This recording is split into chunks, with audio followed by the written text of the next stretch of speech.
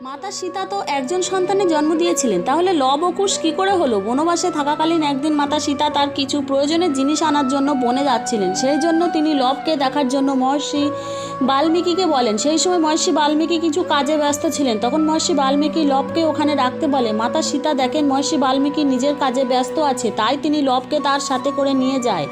যখন মাতা সীতা লবকে নিয়ে যাচ্ছিল তখন মহর্ষি বাল্মীকি তা দেখেনি। কিছুক্ষণ পর যখন মহর্ষি বাল্মীকি লক্ষ্য করেন সেখানে লবকে না দেখতে পেয়ে চিন্তিত হয়ে যান। তখন তিনি ভাবেন মাতা সীতা যখন ফিরে আসবে তখন তিনি তাকে কি বলবে। তখন মহর্ষি বাল্মীকি মাটি থেকে কিছু ঘাস তুলে মন্ত্র পড়ে একটি বালকের সৃষ্টি করে, যে কিনা একদম লবের মতন দেখতে ছিল। কিছুক্ষণ পর মাতা সীতা লবকে সাথে করে নিয়ে ফিরে আসে। মহর্ষি বাল্মীকি অবাক হয়ে যায়। মাতা সীতা তখন লবের মতন কুশকে দেখে খুশি হয়েছিল। যেহেতু সেই বালকের জন্ম কুশ থেকে হয়েছে তাই তার নাম কুশ।